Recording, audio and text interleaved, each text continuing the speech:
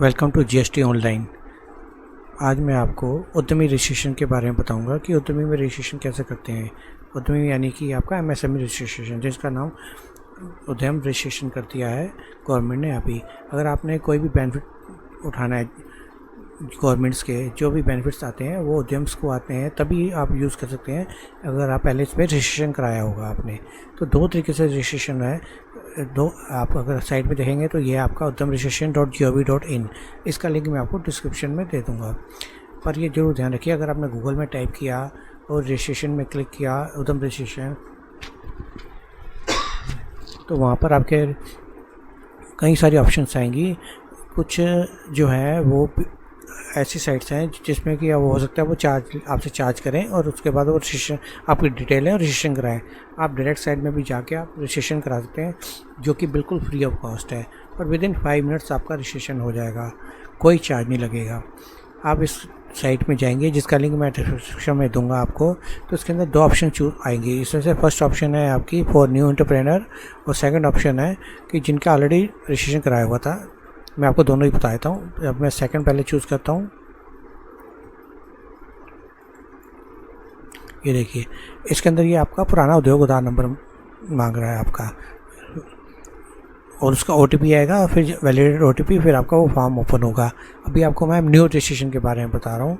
तो new registration के लिए आपको यहाँ पे क्लिक करना है for new entrepreneur who are not registered yet as MSME। जिन्होंने अभी तक MSME में रजिस्ट्रेशन नहीं कराया, तो उन्होंने आप यहाँ से रजिस्ट्रेशन कराना है आपने। ठीक है, यहाँ पे अपने सबसे पहले अपना आधार नंबर डालना है, फिर नेम ऑफ आधार, जो भी आधार के अंदर नेम आ रहा है वो ITs यहाँ पे टाइप करना है और आधार नंबर डालना है। फिर उसको वैलिडेट करना है, वैलिडेट एंड जनरेट OTP। तो एक बात का जरूर ध्यान रखिएगा कि आपका आधार नंबर आपके मोबाइल से लिंक होना चाहिए, तभी आप MSME में या उद्यम में रजिस्ट्रेशन करा सकते हैं, अदरवाइज़ आपका रजिस्ट्रेशन नहीं होगा। अब ये रजिस्ट्रेशन कौन कौन करा सकता है?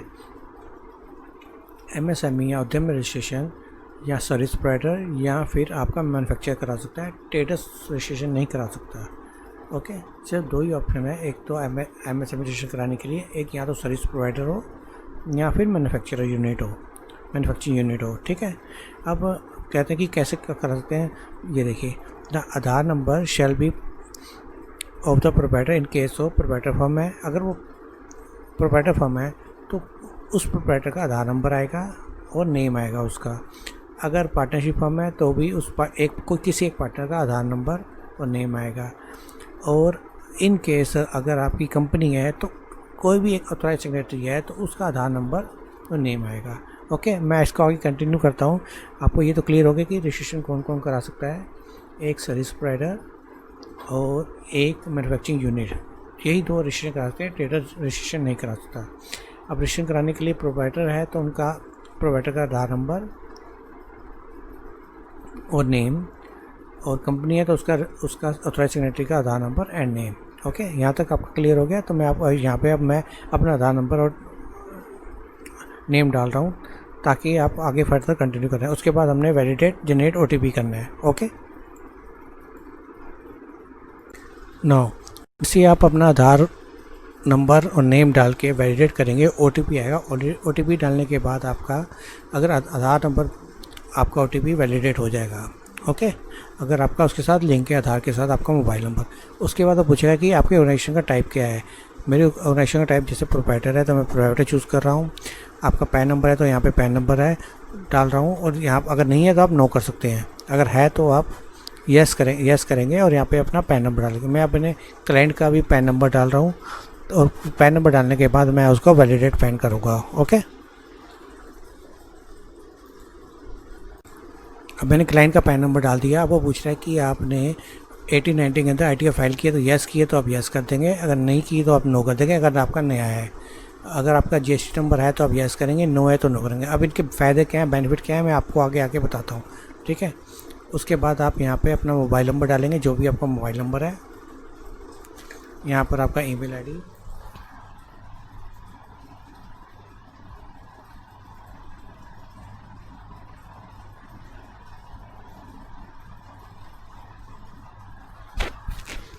ईमेल डालने के बाद यहाँ पर सोशल कैटेगरी जनरल चूज़ करेंगे।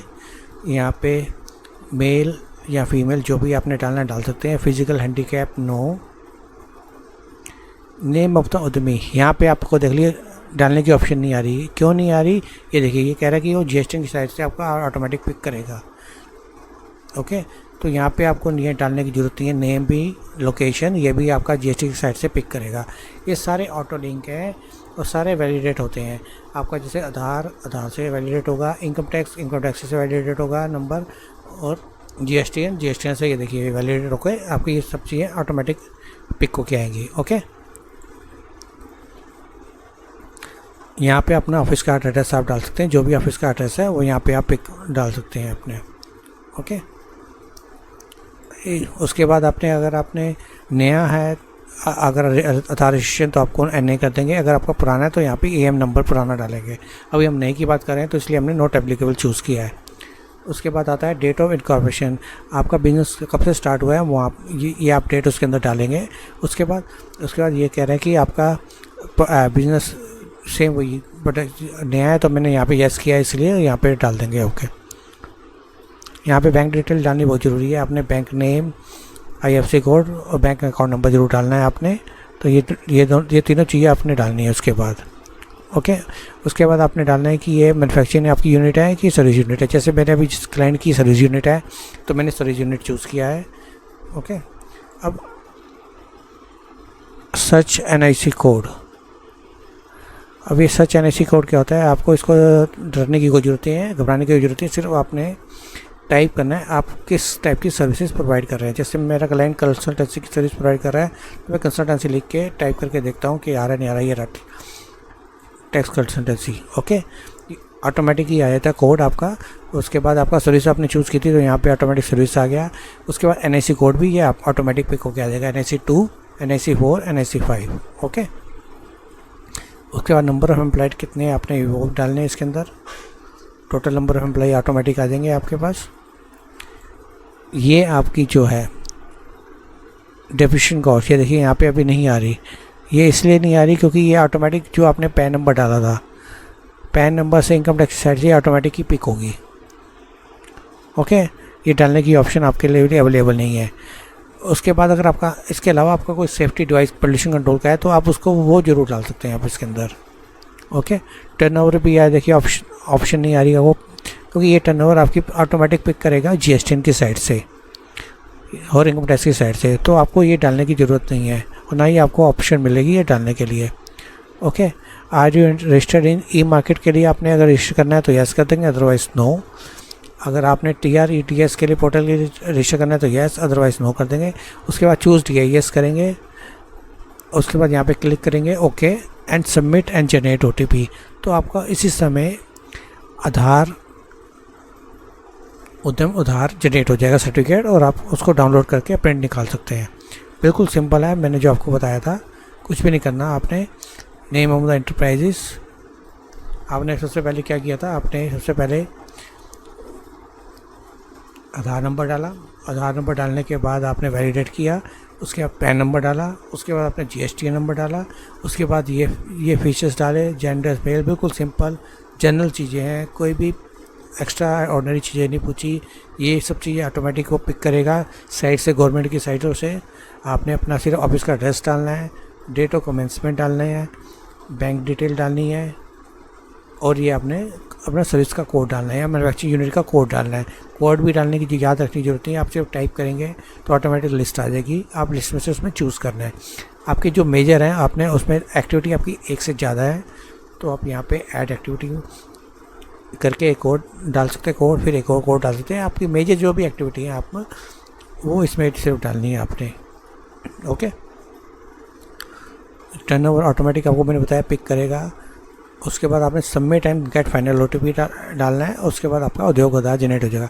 अगर इसके बावजूद भी आपको फिर भी प्रॉब्लम्स आ रही है तो आप रिमार्क्स में लिखिए, मैं आपका उसका रिवर्ट करूँगा, क्योंकि ये बिल्कुल सिंपल है। मतलब कोई भी एक्स्ट्रा ऑर्डिनरी चीज़ नहीं पूछी, सब कुछ आपसे लिंक है GST की साइड से, इनकम टैक्स की साइड से और आपका आधार से।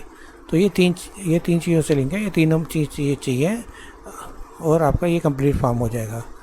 आपने इसके अंदर कुछ भी नहीं करना। अगर इसके बावजूद भी आपको कोई क्वेरी आ रही है, कुछ भी पूछना है तो आप रिमार्क्स में डाल दीजिए, मैं उसका रिवर्ट करूँगा। ओके, धन्यवाद। और इसके साथ ही मैं आपको ये भी कह रहा हूँ कि अगर आपको कहीं और भी आपने रजिस्ट्रेशन कराना है तो आप मुझे वो भी रिमार्क्स में लिख सकते हैं, तो मैं उसकी वीडियो बना के अपलोड कर दूँगा, आप उसको फिर रजिस्ट्रेशन करा सकते हैं। Thank you. आपको एक चीज़ बताना भूल गया था कि कुछ सर्विसेज एक्सक्लूजन है जिसमें आप रजिस्ट्रेशन नहीं कर सकते एमएसएमई में।